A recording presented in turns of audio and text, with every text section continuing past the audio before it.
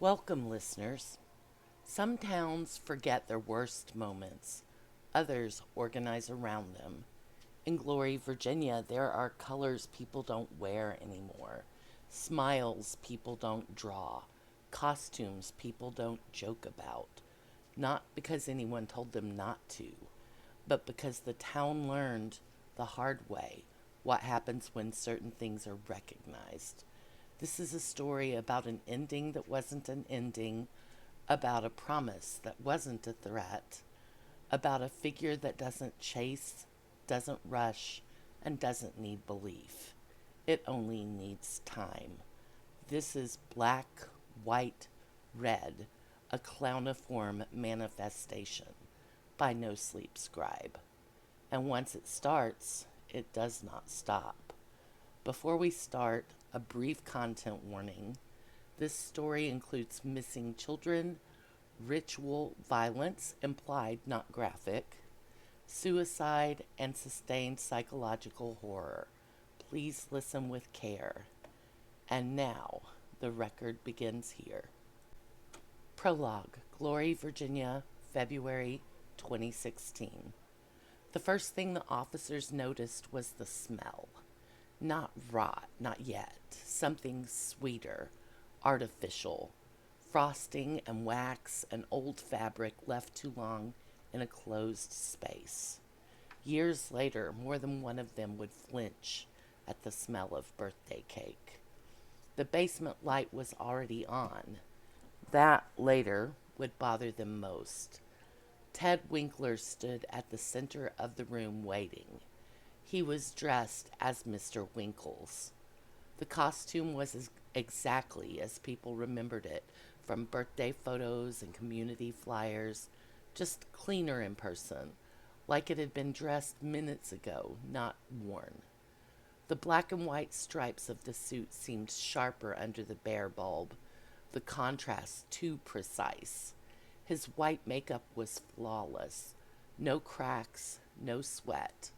The black accents around his eyes and mouth were precise, almost careful. Color existed only where it had been allowed.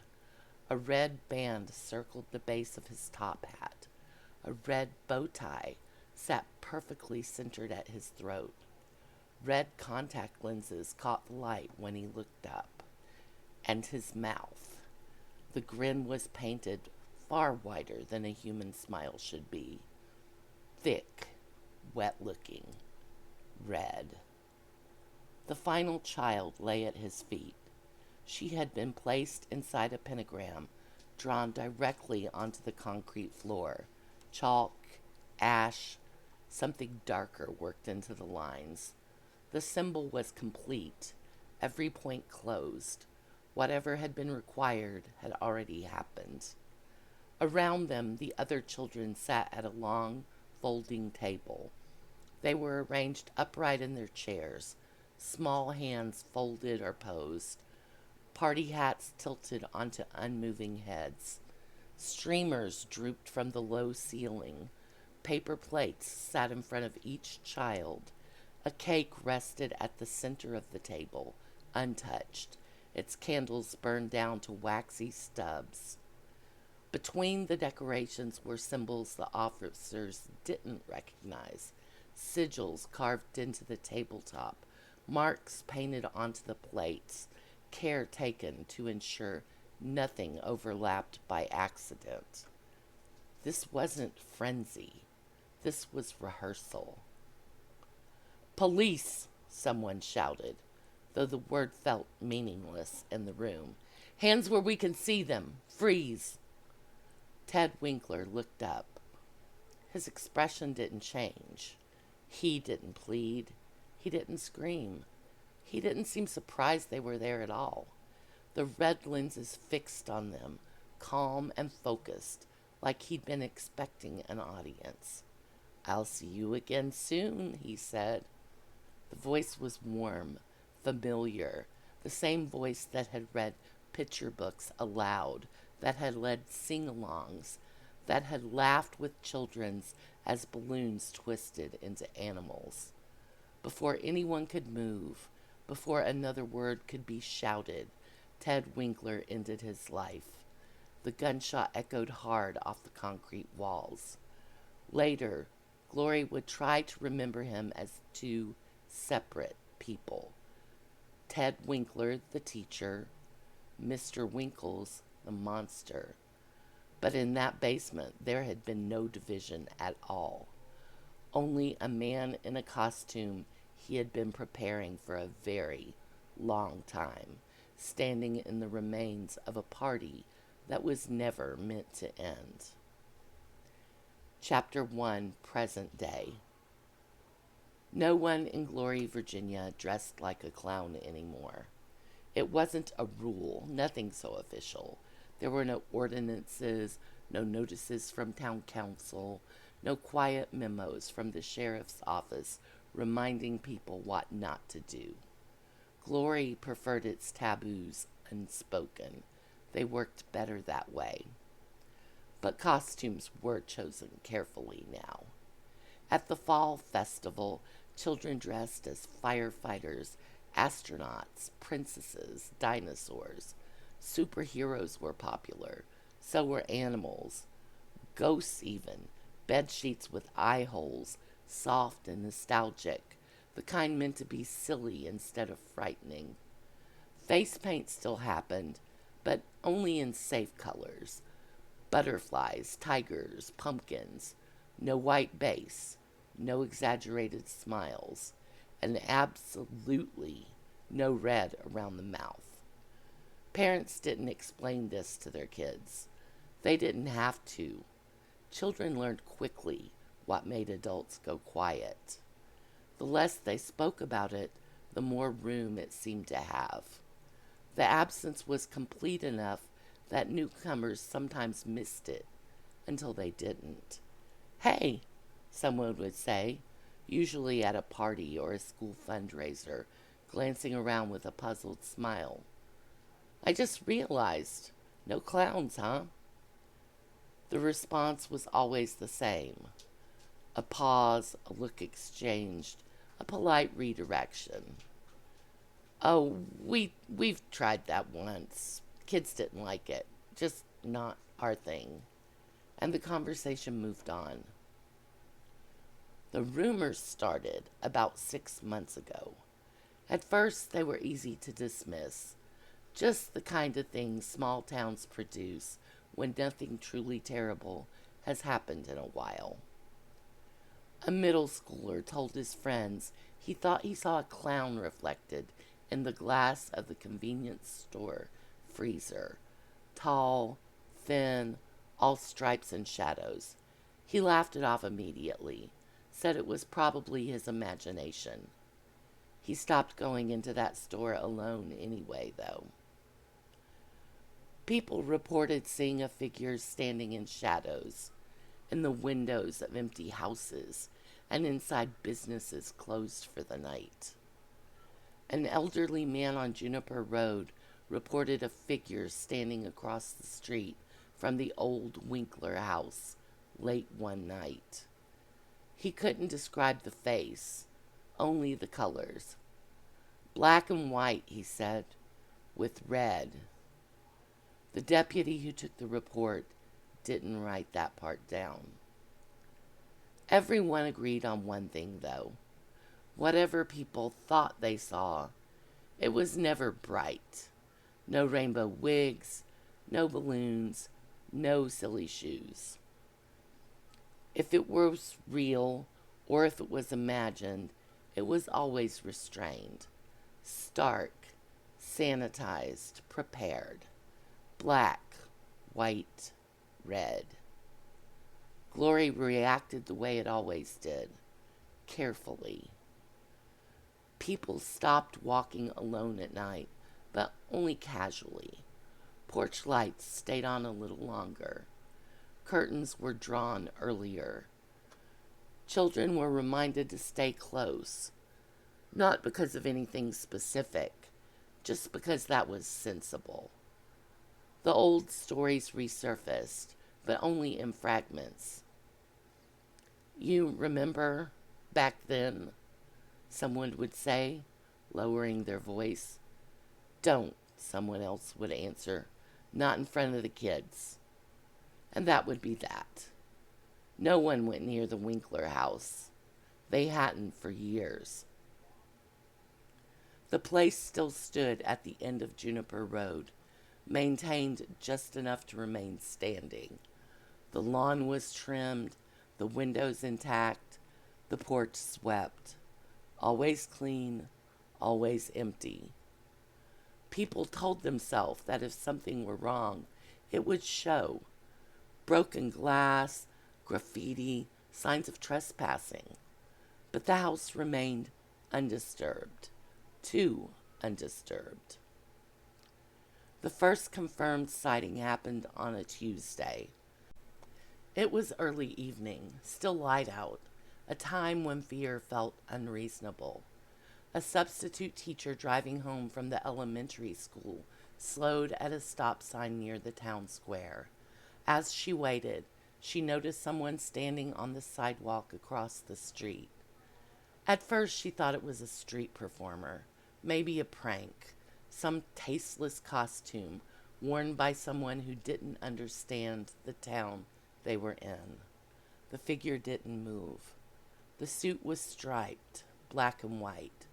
The posture upright, composed. A tall black top hat sat squarely on the head, banded in red so vivid it seemed to hum against the rest of the image. When the figure turned toward her, she saw the grin, wide, painted red. Not smiling at her, smiling through her.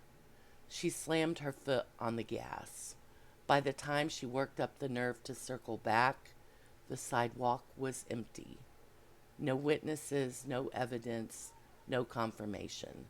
Just one more story added to the quiet, growing pile. By morning, Glory would already be adjusting, subtly, instinctively, making room for the possibility that something had returned.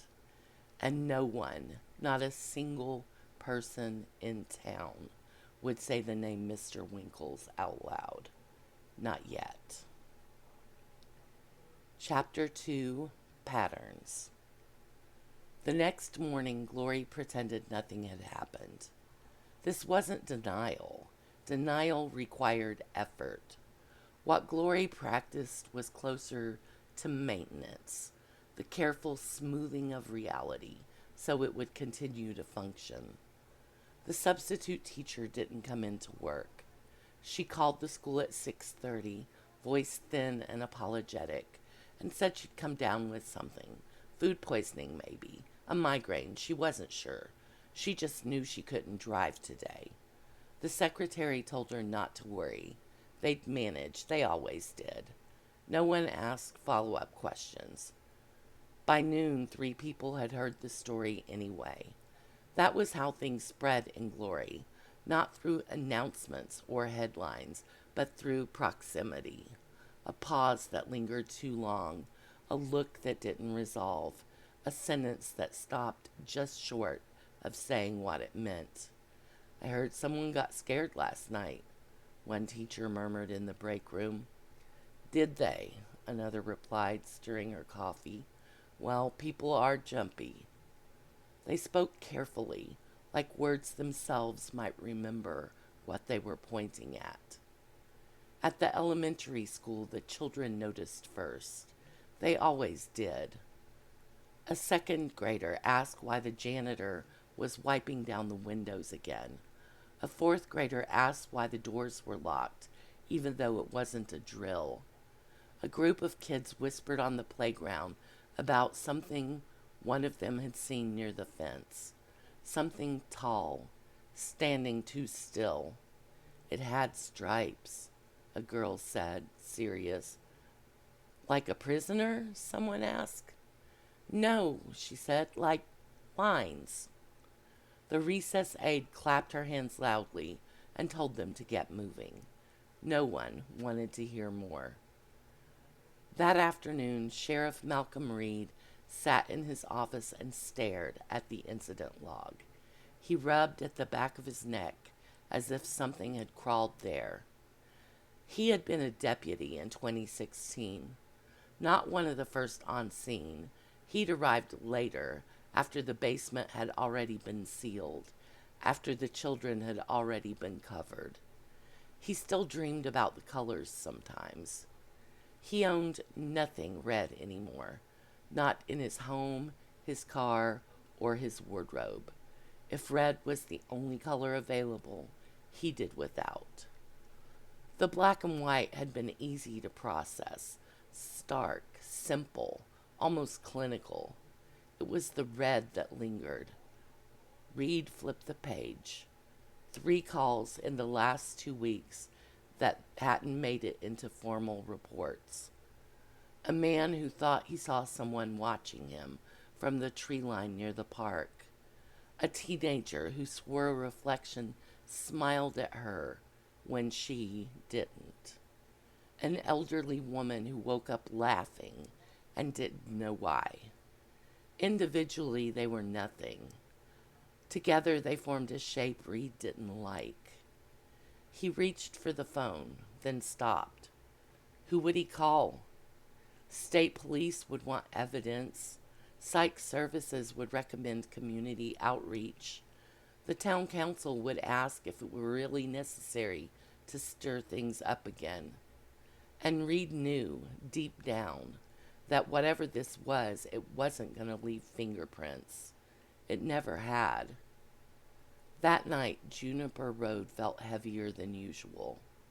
The houses sat close together, their cheerful facades dimmed by the early dark. Porch lights glowed like hesitant offerings. The Winkler house waited at the end of the street, unchanged. Someone had left a balloon tied to a mailbox halfway down the block. The end of the string tapped against the post every time the wind blew. No one knew who had placed it there. It was black and white, striped to look like a spiral when it twisted in the wind. There was no red on it. That was the only reason it hadn't been cut down yet. Across the street, behind drawn curtains, a woman watched the balloon sway and told herself she was being ridiculous. When the wind shifted, the balloon turned. For just a moment, the stripes aligned into something that looked like a grin. She shut the curtains hard enough to rattle the glass. Across town, Sheriff Reed paused mid-step, thumb worrying the back of his neck until the skin went hot, like his hand had decided before he did. Later, much later, a security camera near the closed community center flickered. Just a glitch. That's what the technician would say when he reviewed the footage. A single dropped frame. The timestamp skipped forward exactly 5 seconds. But in that missing time, something crossed the empty parking lot. Tall, still, striped. The camera caught the edge of a top hat, a flash of red at its base, and the curve of a smile that did not belong to anyone alive. By morning, the file would be corrupted, and Glory would wake up knowing, without ever saying it, that the pattern had begun again. Not a copy, not a repetition, a continuation, because some parties, once started, were never meant to end. Chapter 3, Pressure. By Thursday, Glory had begun to behave differently, not dramatically. No sirens, no emergency meetings, no official statements. The town didn't panic. It compressed. Spaces filled with people who had no reason to be there. Streets emptied earlier than usuals. Eyes lingered longer on strangers. At the grocery store, carts stayed closer together. Conversations were quieter. Laughter, when it happened, ended too quickly. Someone had taken down that balloon. No one said what colors it had been. No one admitted to it. At Glory Elementary, a note went home with students. Dear parents, due to recent community concerns, we will be implementing enhanced safety procedures for the remainder of the semester. The letter never specified what those concerns were. People read between the lines anyway. They signed up for carpool rotations they didn't need, walked their children to classrooms instead of stopping at the door, smiled too much at teachers as if reassurance could be traded back and forth like currency. A first grader cried when the music teacher brought out face paint for a lesson on expression. The pastel was harmless, pastels, soft blues and greens, but the child wouldn't be soothed. She clutched her face and shook her head, eyes locked on the teacher's hands. No mouths, she whispered. Please, no mouths.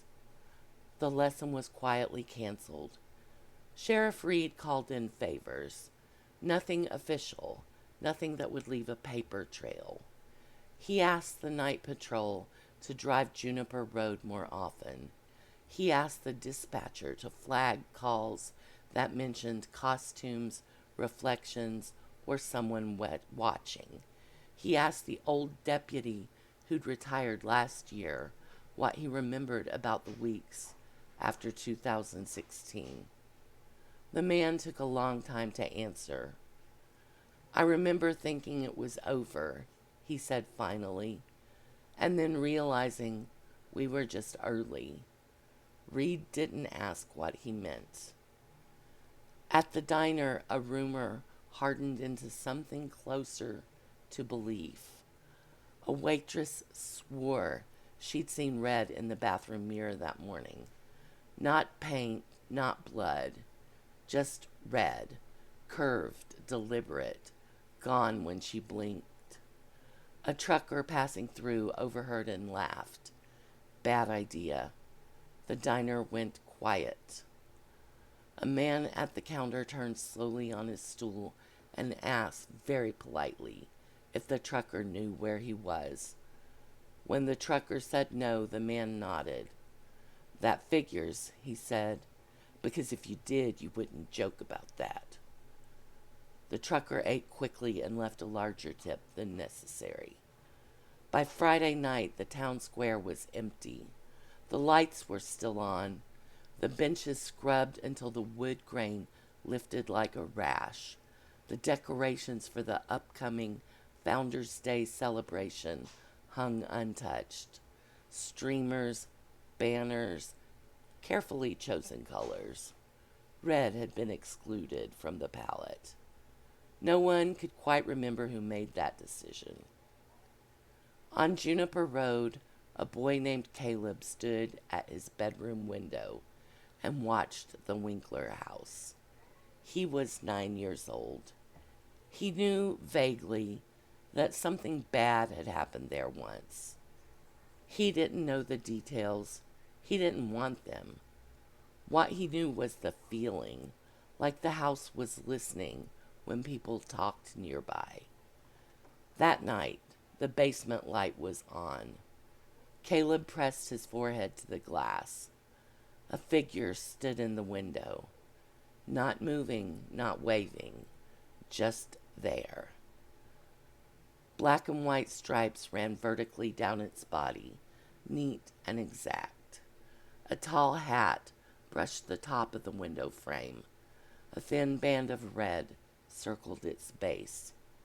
The face tilted slightly, as if considering him, and then the grin appeared. Bright, red, impossible. Caleb screamed. By the time his parents burst into the room, the window across the street was dark.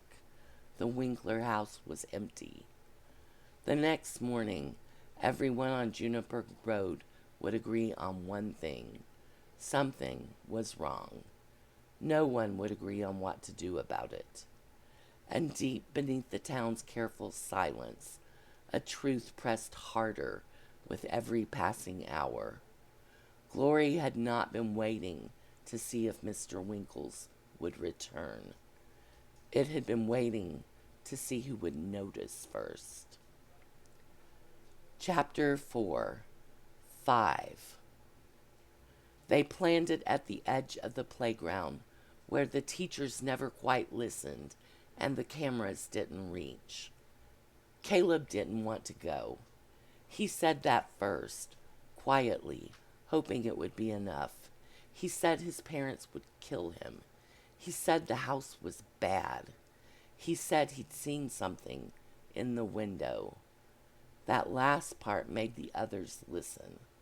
Mara leaned in, eyes bright, like, actually seen it? Caleb nodded. Red? Jonah asked. Caleb hesitated, then nodded again. That sealed it. By Friday night, the 5 kids had agreed to sneak out. Not because they were brave, but because they were certain this was the only way to stop wondering. The plan felt less like an idea and more like an appointment. They met at the end of Juniper Road just after midnight. The town was too quiet, not asleep, holding still. Porch lights glowed without warmth. Wind moved through the trees without sound. Somewhere far off, a dog barked once, then stopped. Mara brought her phone. Jonah brought a flashlight. Elise brought a pocket knife she wasn't sure how to use. Lucas brought a clown figurine with a bright red smile. It fit in his palm like it was made to. Caleb brought nothing. He looked at the clown in Lucas's hand. Really? Lucas laughed. I found him in my backpack when I got home from school. No idea how he got there.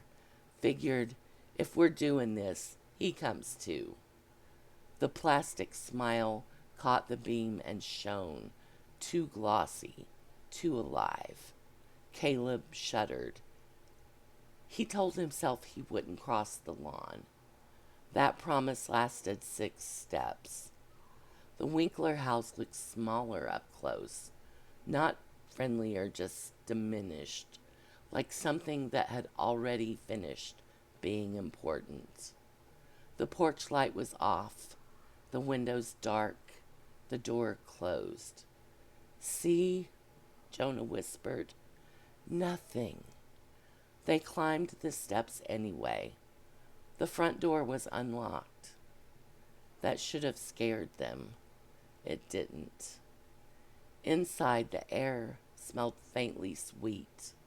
Old frosting, dust, something chemical beneath it. The furniture was gone, but the house didn't feel empty.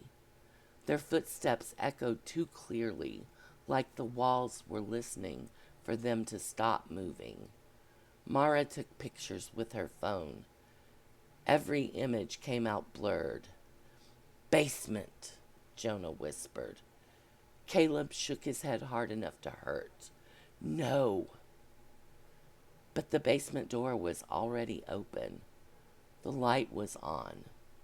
The stairs creaked under their weight. The basement was ready for them.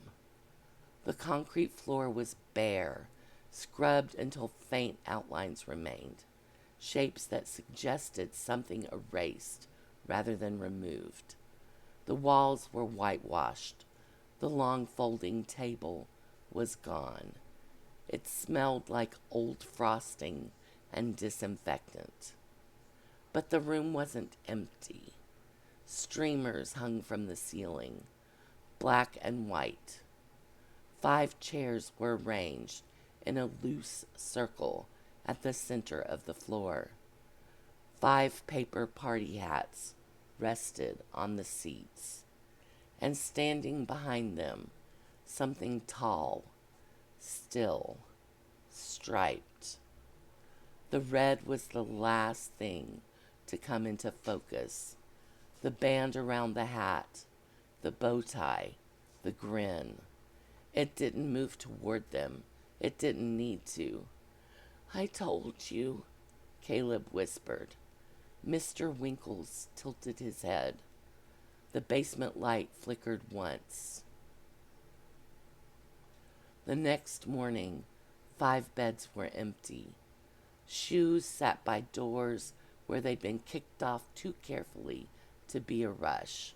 Windows were found unbroken. Alarms hadn't gone off. Phones were left charging on nightstands. Parents called friends first, then the school, then the sheriff. By noon, Glory understood. By evening, the town was locked down in all but name. Search parties found footprints on Juniper Road, 5 sets. They led to the Winkler house. They went inside. They did not come back out. There were no signs of struggle, no blood, no bodies.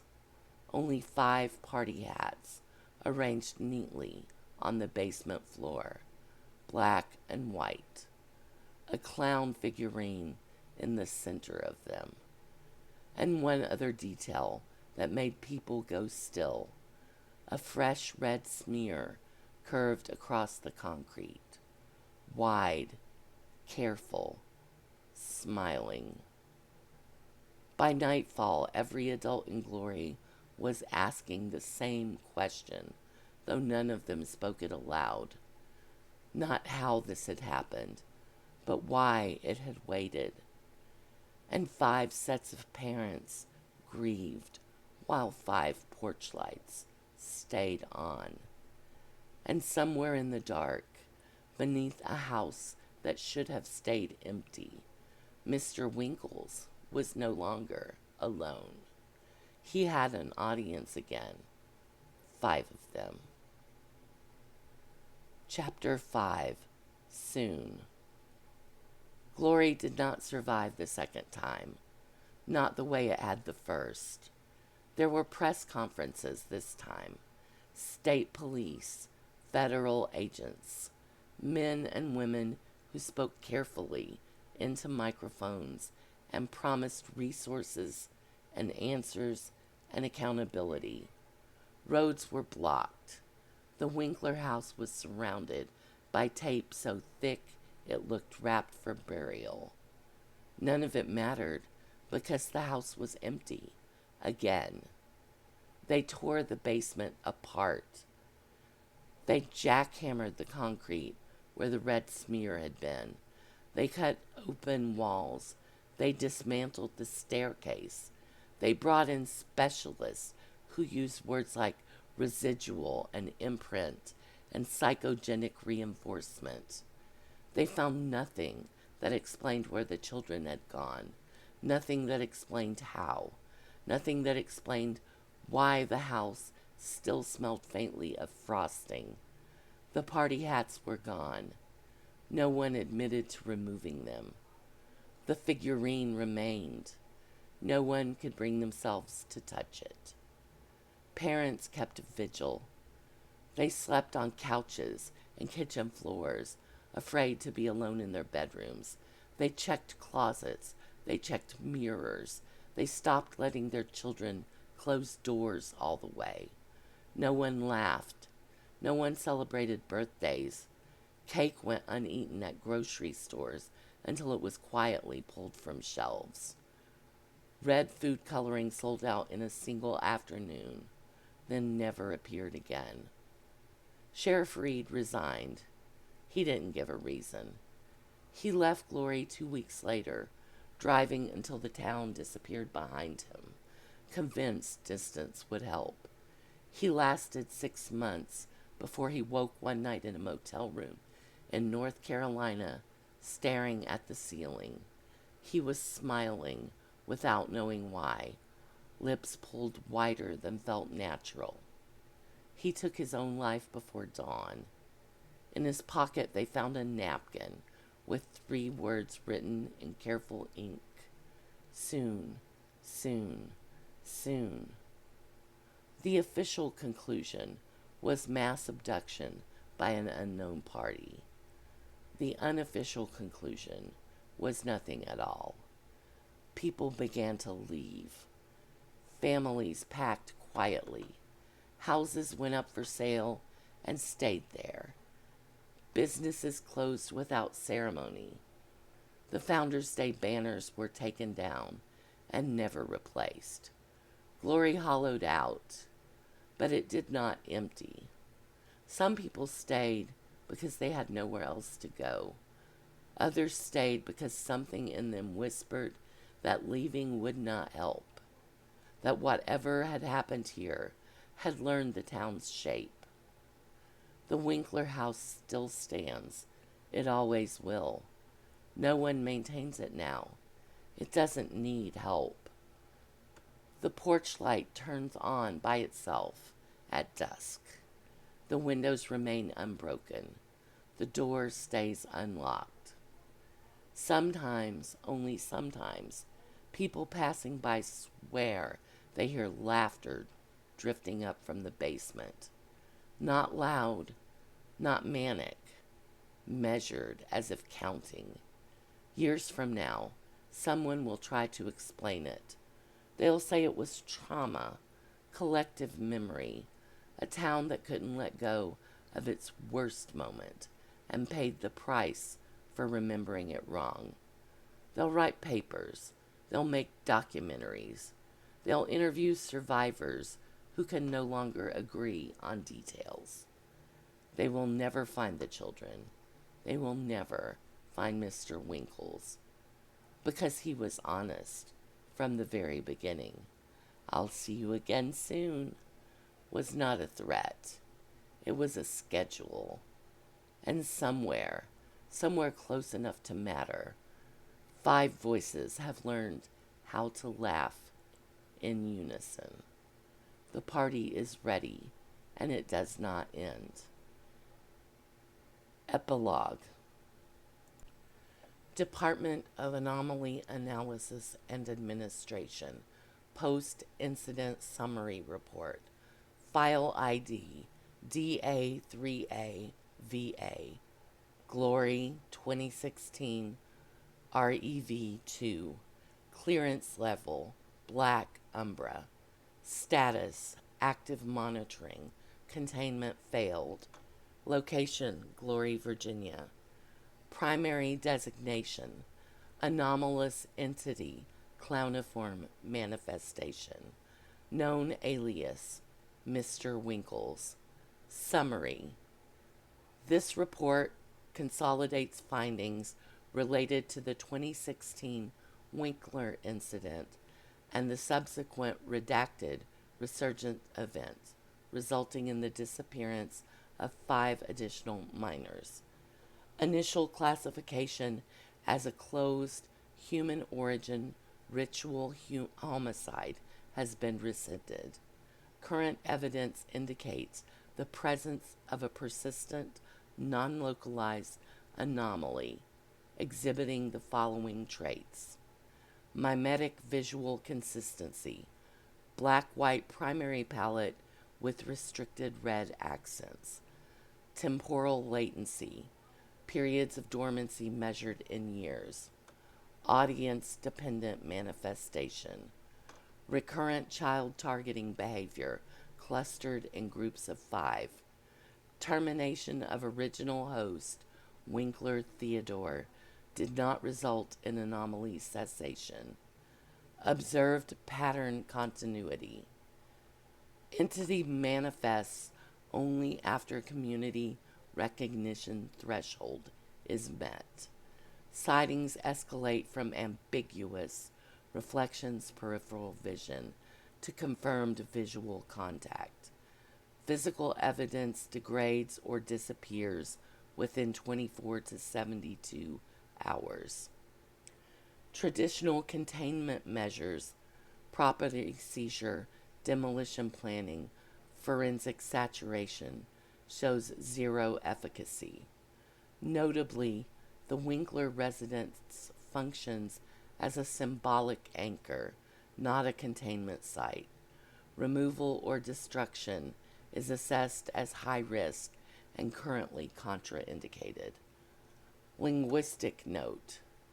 The phrase spoken by subject Winkler prior to termination, "I'll see you again soon," should be reclassified as declarative, not performative. This statement appears to correlate with recurrence timing rather than psychological intimidation. Community response assessment. Glory, Virginia demonstrates a recurring sociological response pattern. Initial suppression of anomaly discussion. Informal behavioral adjustments. Costume avoidance, color restriction. Gradual normalization of absence. Eventual re-exposure and escalation. This pattern may function as an unintentional reinforcement mechanism. Recommendation: avoid further public education initiatives. Awareness appears to accelerate manifestation rather than mitigate it. Current status: 5 minors missing, presumed unrecoverable. No remains located. No extra-dimensional breach conclusively identified. Entity status: active, mobile, unbound. The anomaly is no longer believed to be geographically restricted to Glory, Virginia. See also threshold class hospitality anomalies, DA3A redacted, primary vector coerced invitation. Final note: personnel are reminded that the entity does not pursue indiscriminately. It waits, it prepares, it rehearses. It requires recognition, not belief. All future sightings involving black and white clowniform figures with selective red coloration are to be reported immediately and without public acknowledgement. Do not repeat the phrase associated with initial manifestation. Do not attempt engagement.